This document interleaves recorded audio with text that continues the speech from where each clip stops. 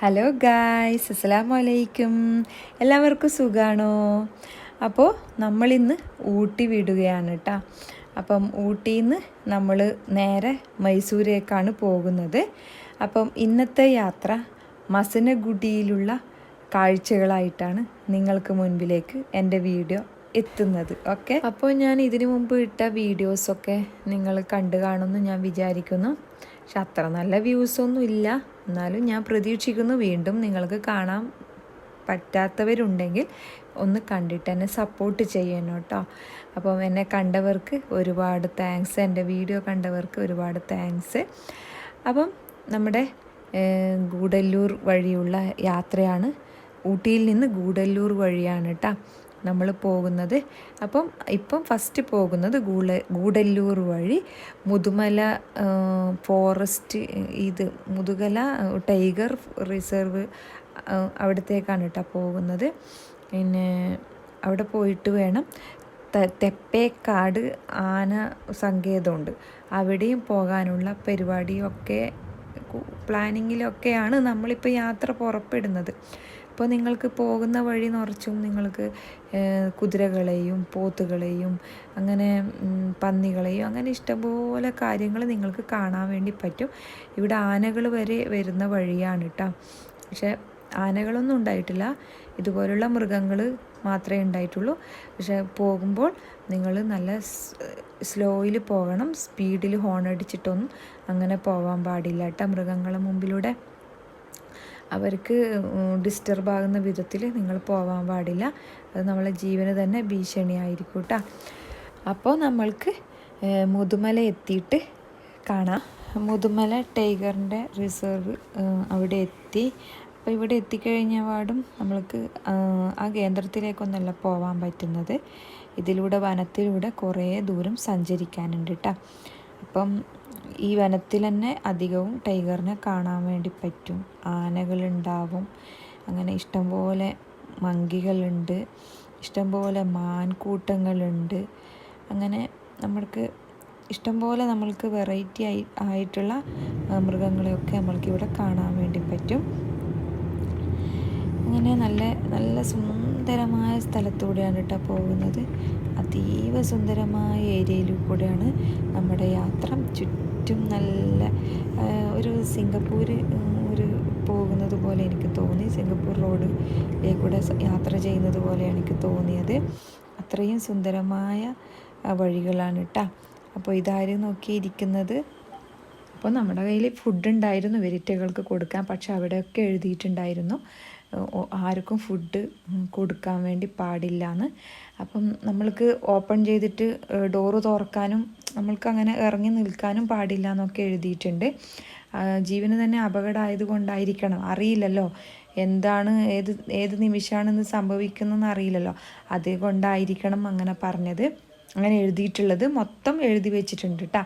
അതുകൊണ്ട് നമ്മൾ ഫുഡൊന്നും ഇട്ട് കൊടുക്കാനൊന്നും നിന്നിട്ടില്ല. അങ്ങനെ നമ്മൾ ഇവിടെ എത്തിയിട്ടാ, റിസപ്ഷനിലെത്തി. അപ്പം നമ്മൾ അതിൻ്റെ പേര് മുതുമല ടൈഗർ റിസർവ് അവിടെ ചോദിച്ചപ്പോൾ അതിലേക്ക് പോകണമെങ്കിൽ നമ്മൾക്ക് 4000 രൂപയാണെന്ന് തോന്നുന്നു ചാർജ് പറഞ്ഞത്. പക്ഷേ നമ്മളത് പോവാൻ തന്നെ തയ്യാറായിട്ട് തന്നെയാണ് പോയത്. പക്ഷേ അവിടെ ഉണ്ടായിട്ടില്ല. കാര്യം പറഞ്ഞു കഴിഞ്ഞാൽ അവിടെ സമയം 2 മണിക്കാണ് ഉണ്ടായത്. നമ്മൾ അവിടെ എത്തുന്നത് 11:30 മണിക്ക് നമ്മൾ അവിടെ എത്തി. അത്രയും സമയം വേസ്റ്റാണല്ലോ എന്ന് കരുതിയിട്ട് നമ്മൾ എന്നെഴുതൂ മസനഗുഡിയിലേക്ക് പുറപ്പെട്ടു. അവിടെ നിന്ന് അതിലേക്ക് ആ വണ്ടിയിൽ പോയി കഴിഞ്ഞാലാണ് നമ്മൾക്ക് തെപ്പേക്കാട് ആന സങ്കേതത്തിലേക്ക് എത്താൻ പറ്റുക. ഓക്കെ, ആന സങ്കേതത്തിലേക്ക് പോയി കഴിഞ്ഞാൽ ആനൻ്റെ മുകളിൽ കയറാൻ 4000 ആണോ 3000 ആണോ എന്തോ അങ്ങനെ പറയുന്നുണ്ടായിരുന്നു. അങ്ങനെ ഉണ്ട് കേട്ടോ. അപ്പോൾ അതൊക്കെ കരുതിയിട്ട് തന്നെയാണ് നമ്മൾ പോയത്. പക്ഷേ നമ്മൾക്ക് പോകാൻ വേണ്ടി പറ്റിയിട്ടില്ല. അപ്പോൾ ഇതാ പോകുന്ന വഴിയിൽ അതിമനോഹരമായ കാഴ്ചകളാണ് കേട്ടോ. ഇത് നമ്മൾ മസനഗുഡിയിലാണ് കേട്ടോ പോകുന്നത്. അപ്പോൾ മസനഗുഡിയിലേക്ക് പോകുന്ന വഴിയിലാണ് നിങ്ങളിപ്പോൾ ഇഷ്ടംപോലെ മാൻകൂട്ടങ്ങളെയൊക്കെ കണ്ടത്. അപ്പം ഇത് കണ്ടോ, നമ്മളെയും കൂട്ടിയിട്ട് ഇതേപോലെ ഇപ്പം നമ്മളെ ടൈഗർ റിസർവ് ഏരിയ നമ്മുടെ അങ്ങനെ കൊണ്ടുപോകുമെന്ന് പറഞ്ഞില്ലേ, അതിൽ ഗവൺമെൻറ്റിൻ്റെ വക അതുപോലെ ഇവർ കൊണ്ടുപോകുന്ന പറഞ്ഞിട്ട് ഇത് പ്രൈവറ്റായിട്ടുള്ളതാണ് കേട്ടോ. അപ്പം നമ്മളോട് പറഞ്ഞ 1500 രൂപ തന്നു കഴിഞ്ഞാൽ നിങ്ങൾക്ക് മൊത്തം കാണിച്ചു തരുന്നു. അപ്പോൾ പിന്നെ സമയം വേസ്റ്റ് ഇല്ലല്ലോ എന്ന് പറഞ്ഞിട്ട് എനിക്കിഷ്ടമുണ്ടായിട്ടില്ല. ഒക്കെ പറഞ്ഞ് നല്ലതാണ്. അങ്ങനെ നമ്മൾ പുറപ്പെട്ടു. ഇതൊക്കെ കാണാൻ വേണ്ടി നമ്മൾ പുറപ്പെട്ടു. ഇപ്പം ഏതോ ഒരു കുന്നിൻ്റെ മുകളിലേക്കാണെന്ന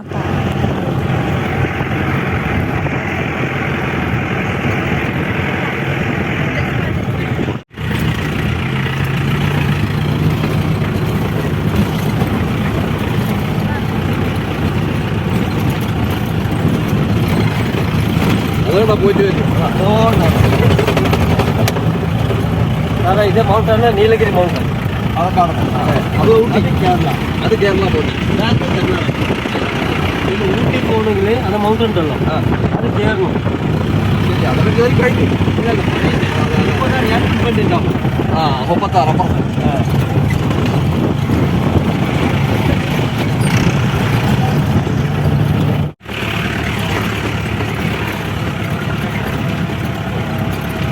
നല്ല പിടിക്കണോ അതല്ല കുറച്ച് ഉറപ്പിൽ പിടിക്കണം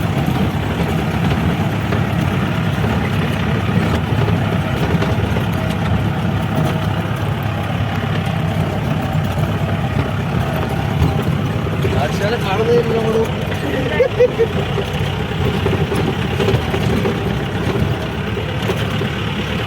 ഇങ്ങനെ നമ്മൾ ഏറ്റവും ഉയരത്തിലുള്ള ഏറ്റവും മുകളിൽ നമ്മൾ എത്തിയിട്ട ആ പിന്നെ ട്രക്കറിൽ അങ്ങനെയുള്ള വണ്ടിക്ക് മാത്രമേ അവിടേക്ക് വരാൻ വേണ്ടി പറ്റും. അത്രയും ഡിഫിക്കൽട്ടാണ് കേട്ടോ.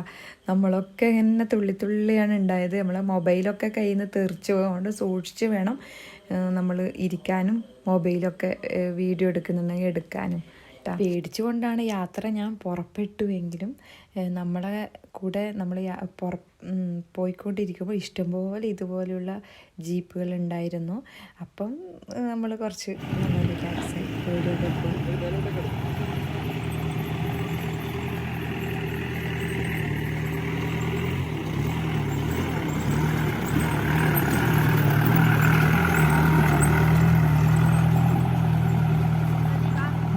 വന്ന ഏരിയയിൽ വാഹനം പാർക്ക് ചെയ്താൽ വീണ്ടും നമ്മൾക്ക് ഉയരത്തിലേക്ക് പോകാൻ പറ്റും കേട്ടോ.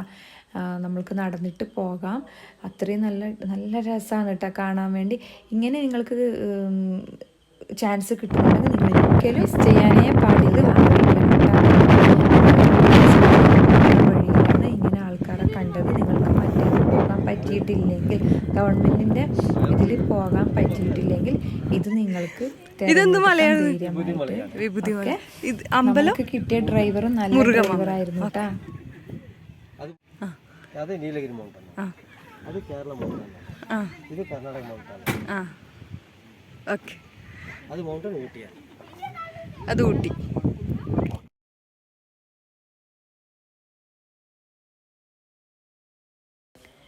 അപ്പോൾ പോകുന്ന പോക്കിൽ നമ്മളോട് പറഞ്ഞിട്ടുണ്ടായിരുന്നു ഇവർ നിങ്ങൾക്ക് ഞാൻ നെല്ലിക്ക പറിച്ചിരുന്നു.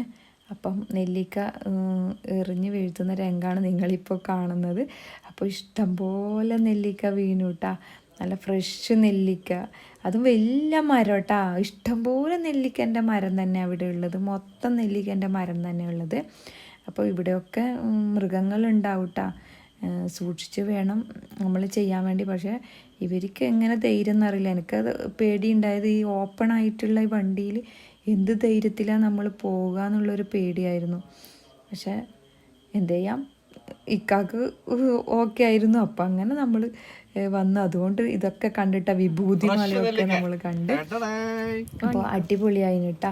അപ്പോൾ നിങ്ങൾക്ക് ചാൻസ് കിട്ടുന്നുണ്ടെങ്കിൽ നിങ്ങൾ ഉപയോഗിക്കണേ. അപ്പോൾ ഇവരൊരു കാര്യം പറഞ്ഞിട്ടുണ്ടായിരുന്നു, എൻ്റെ സബ്സ്ക്രൈബേഴ്സിനോട് ഞാൻ സംസാരിക്കണം. എൻ്റെ വണ്ടി യെല്ലോ കളറാണ്, എൻ്റെ വണ്ടിനെ തന്നെ സമീപിക്കാൻ വേണ്ടി പറഞ്ഞിട്ടുണ്ടായിരുന്നു കേട്ടോ. അപ്പോൾ നിങ്ങൾക്ക് പിന്നെ ഇങ്ങനെ ഒരു യാത്ര ആഗ്രഹമുണ്ടെങ്കിൽ തന്നെയാണ് ഇവിടെ നിൽക്കുന്നുണ്ട് ഇഷ്ടംപോലെ ആൾക്കാർ.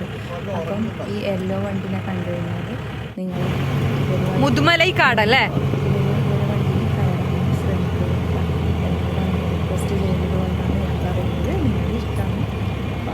പറഞ്ഞത് ഞാൻ നിങ്ങളോട് പറഞ്ഞു കേട്ടോ.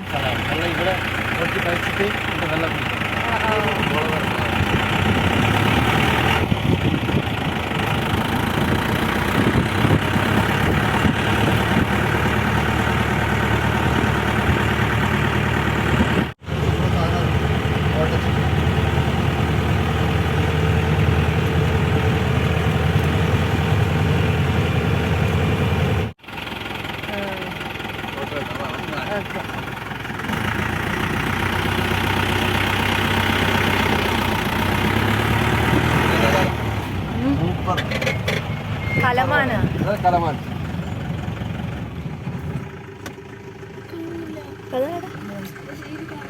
കൊറേ എണ്ണം ഉണ്ട്. അത് ഓടുന്നു.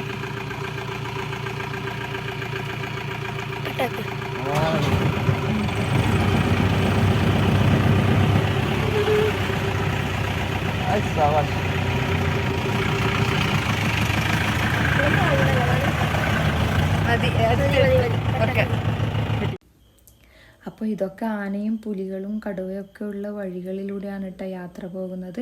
അപ്പോൾ ഈ സമയത്ത് അങ്ങനെ ഉണ്ടാവില്ല. നമ്മളോട് പറഞ്ഞു കുറച്ച് വൈകുന്നേരം ആണെങ്കിൽ എല്ലാവരെയും നിങ്ങൾക്ക് കാണാൻ പറ്റുമായിരുന്നു എന്ന്, ആനകളെയൊക്കെ നിങ്ങൾക്ക് ഇഷ്ടംപോലെ കാണാൻ പറ്റുമായിരുന്നു എന്ന്. അപ്പോൾ നമ്മൾ പോയത് ആ ഒരു ഉച്ച സമയമല്ലേ, അപ്പോൾ എല്ലാ മൃഗങ്ങളും വിശ്രമിക്കുന്ന സമയമായിരിക്കും. അപ്പോൾ ഏകദേശം ഒരു 1.5 മണിക്കൂർ നമ്മളെയും കൊണ്ട് ഈ ജീപ്പിൽ യാത്ര ചെയ്തിട്ടുണ്ടായിരുന്നു കേട്ടോ.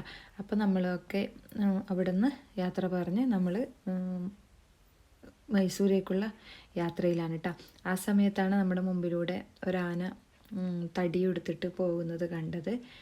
അപ്പം എല്ലാവരും സ്ലോ ആക്കുന്നുണ്ടായിരുന്നു, പക്ഷെ അവിടെ എഴുതി വെച്ചതുകൊണ്ട് പേടിയാവുന്നു ഇറങ്ങി ഫോട്ടോ എടുക്കാനൊക്കെ. അറിയില്ലല്ലോ എന്താ സംഭവം എന്ന് അറിയില്ലല്ലോ. അപ്പോൾ പേടിയായിട്ട് ഞാൻ പുറത്തിറങ്ങിയിട്ടും ഫോട്ടോ ഒന്നും എടുത്തിട്ടില്ല.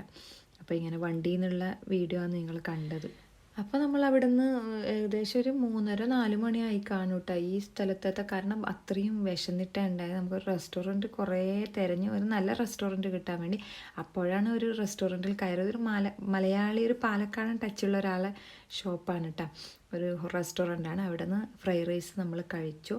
എന്നിട്ട് നമ്മൾ യാത്ര പുറപ്പെട്ടു. അപ്പോൾ ഇവിടെ ഫുള്ള് കൃഷിക്കാരാണ് കേട്ടോ, കൂടുതൽ കൃഷി സ്ഥലങ്ങളാണ് നിങ്ങൾക്ക് കാണാൻ പറ്റുക. ചോളത്തിൻ്റെ കൃഷി അങ്ങനെയൊക്കെ നിങ്ങൾക്കിവിടെ കാണാൻ പറ്റും. അപ്പം നമ്മളെ ചുറ്റും അതുപോലെയുള്ള സ്ഥലങ്ങളാണ് കേട്ടോ നിങ്ങൾ കാണുന്നത്.